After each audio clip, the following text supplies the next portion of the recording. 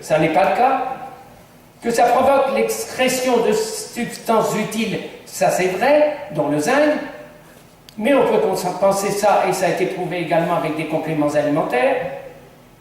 Mais surtout, on a approché à la chélation de tout traiter. La chélation, en réalité, c'est vrai, d'un point de vue médical, traite beaucoup de choses, mais la vérité, c'est que il n'y a que le corps qui soit capable de résoudre ses propres problèmes. Penser que nous, thérapeutes, nous pouvons, ou nous sommes responsables de la guérison, c'est faux. C'est le corps des patients qui, lui, va résoudre le problème. C'est vrai pour la vitamine C. La vitamine C est indispensable au corps pour faire son travail, mais la vitamine C ne traite rien du tout. Donc la chélation a été attaquée par des ignorants, mais aussi et surtout parce qu'elle portait préjudice aux intérêts d'une médecine établie. D'après les données rassemblées par Anke, que je connais personnellement, au Danemark, la chélation thérapeutique pourrait avoir évité 363 000 dépontages coronaires aux États-Unis sur les 407 000 effectués en 1991, économisant 8 milliards de dollars. C'est pas vrai. Il y a 8 milliards de dollars qui ne sont pas arrivés dans la poche des chirurgiens et qui ont été économisés peut-être par les assurances. Donc les principaux médecins spécialistes ont fait appel à un spécialiste, le professeur Tcheraskin, médecin et statisticien, pour balayer les reproches infondés. Tcheraskin était professeur éméritus à l'université d'Alabama. Il a accepté à la condition expresse que les résultats soient publiés, qu'ils soient bons ou mauvais. Donc on s'inquiétait de la santé rénale, c'est pas vrai, les reins vont mieux après la chélation. De la tension artérielle, elle s'améliore dans des proportions gigantesques. De la toxicité de l'EDTA qui existe, mais on en met très peu. De la fuite du calcium, ça n'est pas vrai. Et surtout, la chélation n'est pas inutile, elle est spectaculaire. Regardez sur une artériographie d'un genou, on voit avant la chélation, on ne voit aucune petite artère, aucune circulation, et après la chélation, on voit apparaître le système vasculaire. Voici pour le muscle cardiaque, nous voyons que d'un côté il est ischémique et que de l'autre côté il est vascularisé. C'est la raison pour laquelle des gens qui n'arrivaient pas à monter 3 marches d'un escalier, brusquement montent les escaliers sans y penser. Certains n'étaient même pas capables de faire dans la rue une dizaine de mètres, et après la chélation, ils font 5 ou 6 kilomètres par jour. Là aussi, vous avez ici une gangrène censément d'origine d'une intoxication aux métaux lourds, sans aucune chirurgie. Nous avons ici avant et après. Voici encore une lésion qui guérit, alors qu'elle ne guérissait pas depuis très longtemps. Une gangrène des 2 pieds, où vous voyez que littéralement les orteils se sont détruits presque totalement, et on les voit progressivement se reconstruire au fil des mois, et il a fallu quelques mois pour que les orteils deviennent totalement normaux, sans aucune chirurgie d'aucune sorte. Et puis il y a la vision. Alors la vision, on sait que le glaucome, on peut le faire disparaître avec une quinzaine ou une vingtaine de grammes de vitamine C par jour et par voie buccale, mais dans le cas de la chélation, le glaucome est également résolu. Que la cécité diabétique, nous avons un de nos premiers patients était diabétique, il voulait se suicider. Après la première perfusion, nous l'avons vu revenir une semaine après, et il a dit: j'ai fait le code de la porte d'entrée tout seul, et il est 2h moins le quart.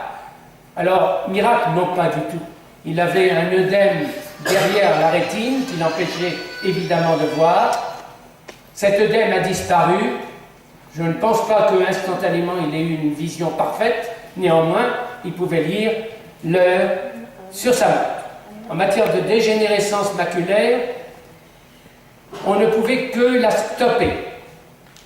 Mais on arrêtait également la douleur, et c'est déjà pas mal. En matière d'accommodation, on l'a dit tout à l'heure, eh bien, le globe oculaire ayant retrouvé sa souplesse, l'accommodation était capable de se faire. Alors le concept de chélation thérapeutique sous-entend que on arrête de faire des imbécilités, c'est-à-dire tabac, qu'on mange sainement, qu'on fasse de l'exercice, contrôle du stress, évidemment, et surtout des compléments alimentaires. Et on doit chasser les poisons buccaux, et il y en a beaucoup, mercure, nickel, dents mortes, arsenic, fluor, exercice physique. Donc la fabuleuse réalité est que la fatigue diminue de 50%, la vascularisation dans la région de la tête augmente de 30%, dans l'ensemble du corps de 30%, que l'amélioration des téguments est une des premières choses qu'on voit lorsque un malade se fait traiter. Son visage change, sa peau change, hypertension, amélioration de 90%, périmètre de marche amélioré. Je me souviens en Angleterre être rentré, alors c'est intéressant parce que quand on rentre dans un centre de chélation, les malades viennent vers vous, s'ils peuvent marcher, pour vous raconter dans quel état ils étaient. Et en Angleterre, il y a un bonhomme qui s'est approché de moi qui m'a dit: quand je suis arrivé ici, je ne pouvais pas marcher jusqu'à la fenêtre. Maintenant, je fais plusieurs kilomètres par jour. Disparition des ulcères, mais ça on peut l'obtenir également avec la vitamine C. Amélioration de la fonction rénale, restauration de la vision. On a vu disparaître des paralysies qui existaient depuis très longtemps. On a été surpris, mais on n'a pu que le constater. Et amélioration du psychisme. Gary Gordon, qui est un super grand médecin américain, m'a dit: le problème est la pose du cathéter. Et c'est vrai. Ça a l'air idiot pour tous ceux d'entre vous qui posent des cathéters les yeux fermés, mais on a constaté que sur 100 infirmières, il y en a 90 qui ne savent pas bien poser un cathéter, et que sur 100 médecins, il y en a 98 qui ne savent pas le faire ou qui ne veulent pas le faire. Il est évident qu'il y a des médecins en salle opératoire qui font ça toute la journée, qui font ça très bien. Donc si on veut mettre en place un centre de chélation, il faut écrire les statuts juridiques avant toute chose. Ça veut dire se mettre dans une position inattaquable. Choisir un local, choisir des sièges, trouver une infirmière qui soit bonne, se procurer le matériel, ne pas espérer recevoir des patients des autres médecins. En aucun cas. Lorsqu'on a rendu la vue à des aveugles, on n'a jamais reçu un seul patient de la part des ophtalmos qui pourtant, eux, voyaient des aveugles toute la journée. Donc, ce sont des patients délaissés et en échec. Il faut motiver les patients, il faut leur expliquer ce qu'on fait.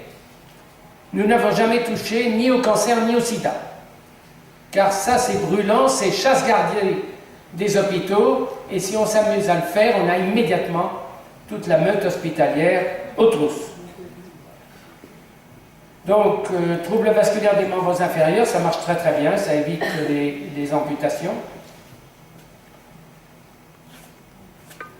Polyarthrite rhumatoïde, j'ai vu arriver une patiente qui marchait avec difficulté alors qu'elle avait une quarantaine d'années. Elle avait 5 enfants, elle souffrait le martyre du matin jusqu'au soir. Elle était d'une famille de médecins, donc tout avait été essayé sur elle, sans succès. Elle était littéralement désespérée, et la combinaison de du nettoyage buccal de tous les problèmes qui s'y trouvaient et de la chélation lui a rendu la vie au point que elle a recommencé à travailler comme informaticienne, qu'elle a recommencé à jouer au tennis et à faire du ski. Et je suis toujours en contact avec elle et elle fait toujours du ski. Elle travaille toujours et elle a élevé ses 5 enfants. Donc, il existe une thérapeutique permettant d'éviter 95% des pontages cardiaques. Il existe une thérapeutique efficace de l'artérite, évitant la douleur et l'amputation des membres inférieurs. Il existe une thérapeutique permettant d'éviter l'évolution vers la cécité totale de la dégénérescence maculaire congénitale. Cette thérapeutique permet la détoxication des tissus et des organes, et on doit l'utiliser en premier. Si ça ne marche pas, il est toujours temps d'ouvrir le thorax. Par contre, une formation est évidemment indispensable. Il faut aller visiter les centres de chélation, voir ce qui se passe ailleurs, et puis ensuite devenir son propre spécialiste. Alors, les patients, il y a énormément d'études qui ont été faites. Je vous remercie de votre attention et de votre patience.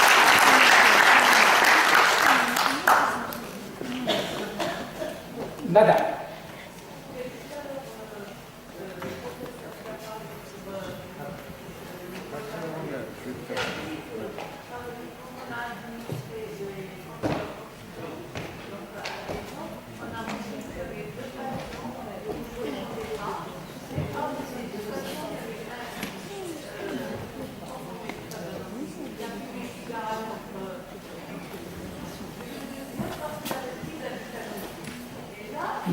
Non, il avait un ulcère de l'estomac. Et je ne peux pas commenter des recherches dont je ne connais rien du tout. Je suis navré. D'autres questions? La question c'était destiné pour Dr. Sky et Messiane, c'est pas. Oui,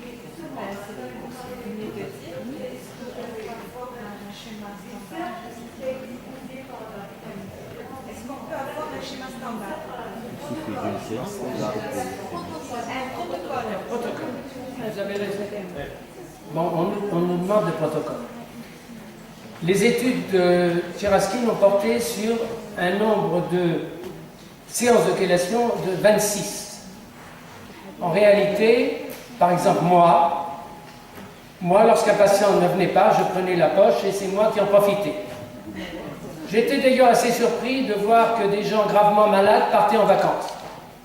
Mais vous devez connaître ça également. Donc, pour disons, de petites pathologies, c'est une vingtaine de perfusions. Pour des gens qui sont extrêmement cardiaques, ça peut être une quarantaine de perfusions. Dans la poche, nous mettions du conjonctile, nous mettions quelques nutriments et vitamines diverses, mais surtout une quinzaine ou une vingtaine de grammes de vitamine C et 3 grammes de DTA d'une manière générale. Pas plus, jamais plus, quelquefois moins. Tout ça s'était mis dans une poche de chlorure de sodium de 500 ml qui passait suivant les gens, entre 1h30, 2h30 ou 3h. Vous comprenez bien que la vitesse de passage dépend à la fois de l'ouverture du système, mais également de la qualité de la veine. Si la veine est minuscule, ça va passer extrêmement lentement. Si le patient a des veines comme les miennes, par exemple, ça peut passer, au départ, je l'ai fait passer en une demi-heure, ce qui n'est pas recommandé du tout, parce que injecter dans le système vasculaire un demi-litre d'eau en une demi-heure, c'est de la folie. Donc il faut ne pas se presser, en particulier avec les gens qui ont de sérieux problèmes vasculaires. Et à quelle fréquence on peut faire ça? Alors la question, c'est quelle fréquence? Il a été déterminé scientifiquement que les meilleurs résultats sont avec 2 ou 3 séances par semaine. Donc si on ne fait qu'une séance par semaine, les résultats sont un peu moins bons. Si le patient est capable de faire de l'exercice, le nombre de séances de chélation peut être diminué dans des proportions intéressantes.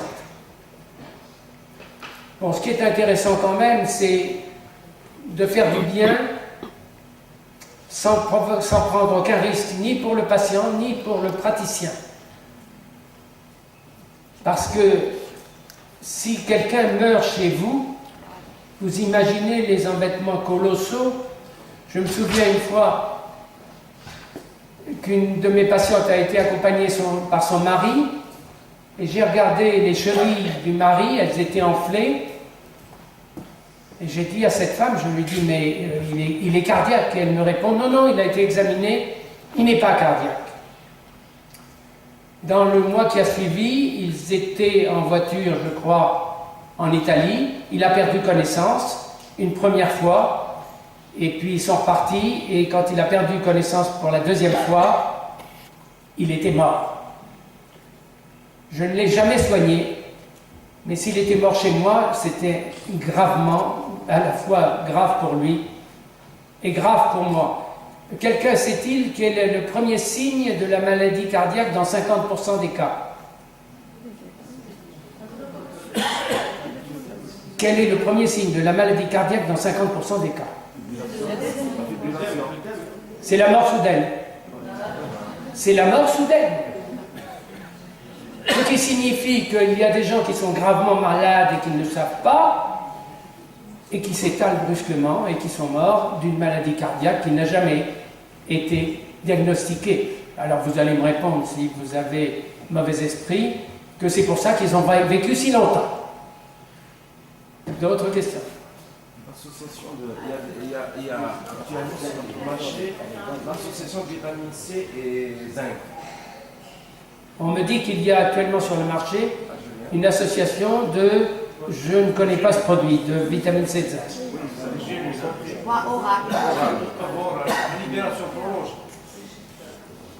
Oui, sans doute, je ne le connais pas. Et quand on dit vitamine C, il faut préciser. Si c'est un ascorbate de sodium, de zinc, il y a un grand flou au sujet de la vitamine C. Hier, quelqu'un a parlé de vitamine C naturelle. Alors, qui peut me dire qu'est-ce que c'est que de la vitamine C naturelle? D'origine naturelle. Très bien. Déjà, il faut dire d'origine naturelle. Donc, la vitamine C dite naturelle est d'origine naturelle. Mais elle se trouve dans les fruits que vous cueillez vous-même et que vous mangez immédiatement. Et elle est mélangée à d'autres nutriments. Donc la question est, est-ce que certains fabricants sont capables d'extraire cette vitamine C miraculeuse naturelle et de la mettre dans un pot? Eh bien non. D'autre part, on parle de vitamine C synthétique. Qu'est-ce que c'est qu'une synthèse? La synthèse consiste à prendre des atomes, carbone, d'hydrogène, et à les réunir pour en faire une molécule. Ça n'existe pas. C'est faisable, mais personne ne le fait parce que ça coûterait trop cher. Donc quand on parle les animaux fabriquent la vitamine C à partir du glucose dans leur corps. Les fabricants fabriquent de la vitamine C à partir du glucose dans leurs usines. Point à la ligne. Madame, parlez fort parce que j'entends rien du tout.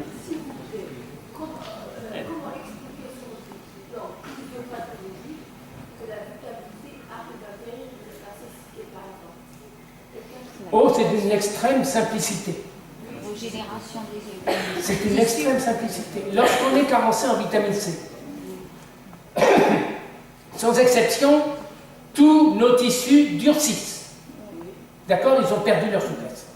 Vous prenez de la vitamine C, le globe oculaire retrouve sa souplesse et recommence à fonctionner.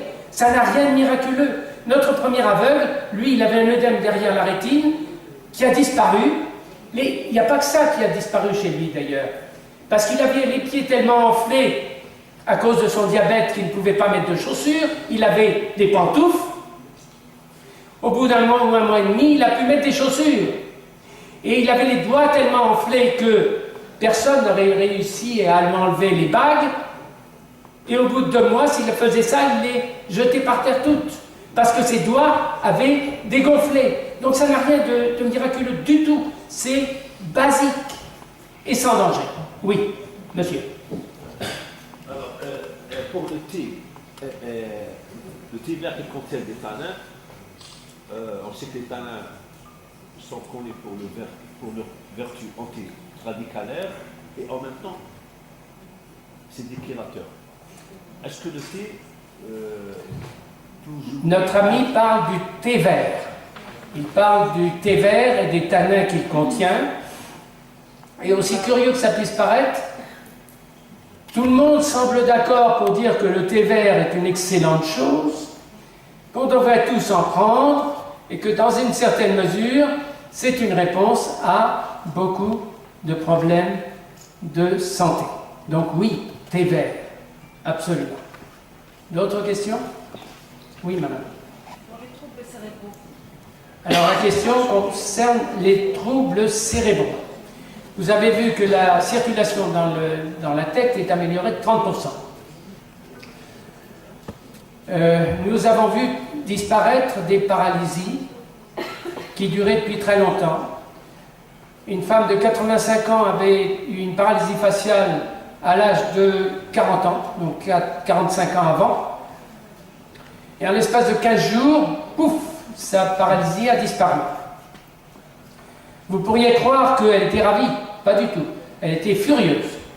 Elle était furieuse parce qu'il y avait la moitié de son visage qui avait 40 ans et l'autre moitié qui avait 85 ans. Et elle aimait ça. Elle aimait être jeune d'un côté. Et donc brusquement, elle est devenue vieille des deux côtés.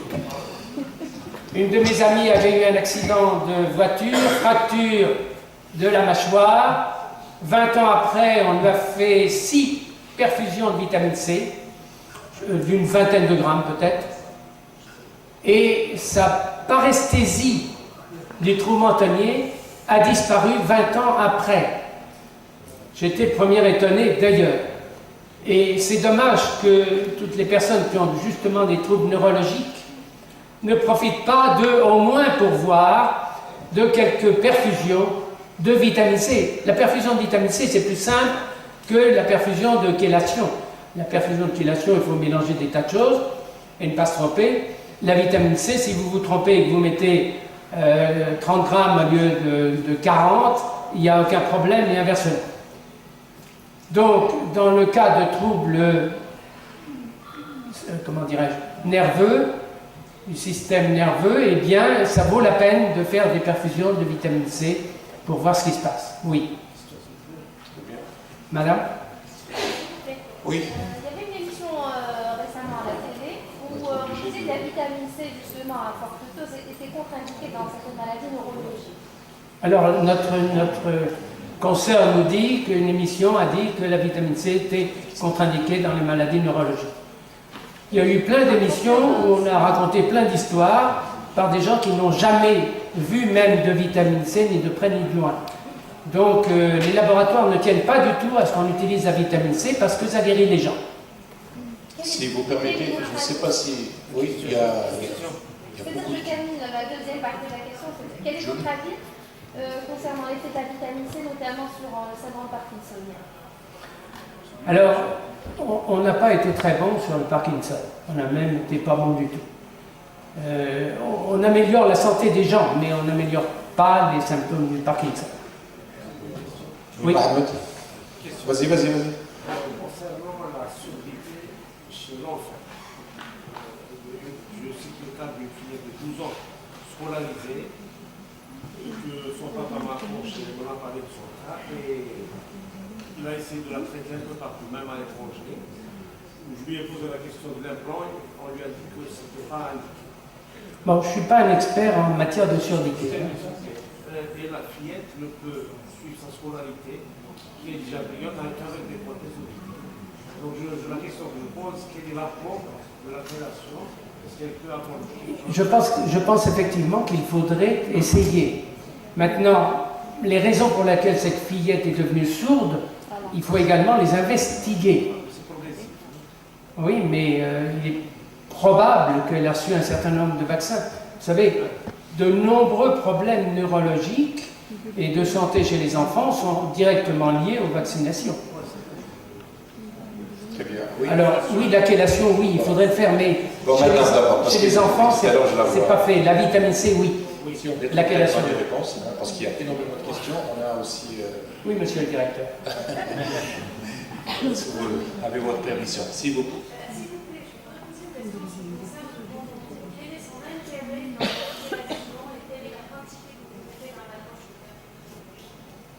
On Le parlait- conjonctile, l'intérêt du conjonctile et... Ah, du conjonctile. Dans la perfusion. Le conjonctile, c'est du silicium. D'accord? C'est une forme pharmaceutique du silicium.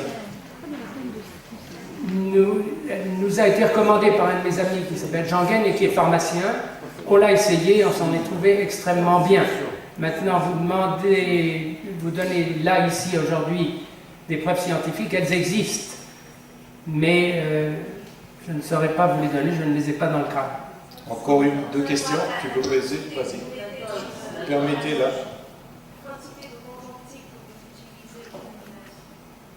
Franchement, je ne m'en souviens plus du tout. Il y a 25 ans de ça, je ne sais plus du tout maintenant.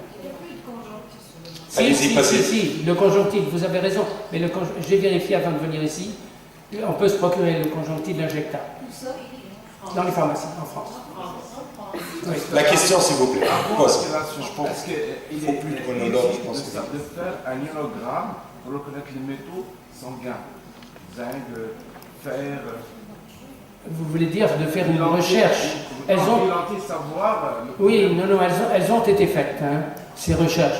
Je ne les cite pas parce qu'on a un temps limité, mais elles ont été faites et on sait exactement quel genre d'excrétion se produit. J'ai cité quelques produits qui sont excrétés d'abord, mais il y a d'autres moyens de provoquer l'excrétion. Par exemple, c'est de faire la chélation et de donner une douche immédiatement après. Et on voit les métaux et les produits toxiques sortir par la sueur, et on ramasse ça au fond du bac de douche, et on mesure ce qui a été excrété par la peau. On peut le faire par les urines aussi. Le sonar, par exemple. En fait, on décroche le DTA. Le sonar, oui, absolument. Le DTA décroche, va chercher les métaux là où ils sont bloqués dans les cellules.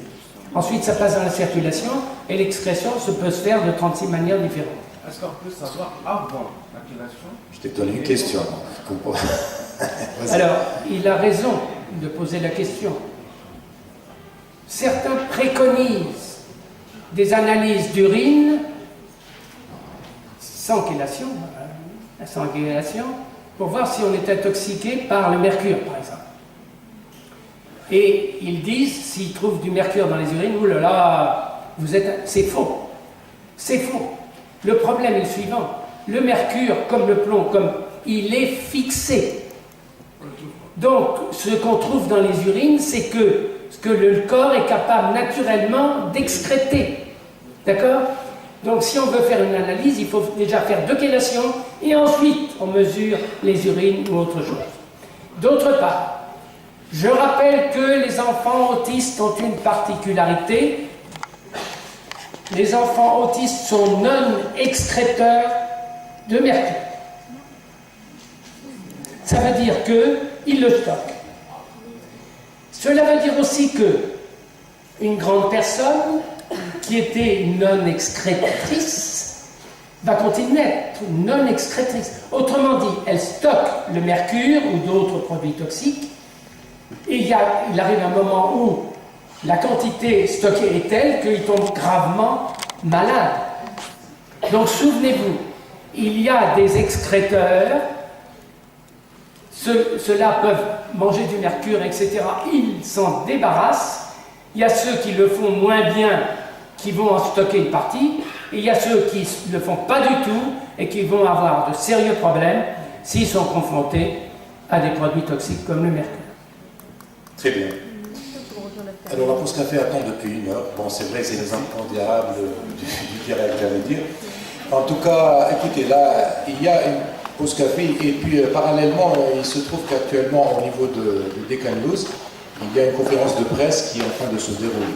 Donc pour les gens, bon, prenez votre petit café et puis vous pourrez toujours rejoindre, pour les gens qui s'intéressent aussi, ça devrait nous intéresser, rejoindre Deccan News, c'est à 150 mètres ici, je pense qu'il y en a pas mal qui ont déjà assisté. Moi je prendrai aussi Dr.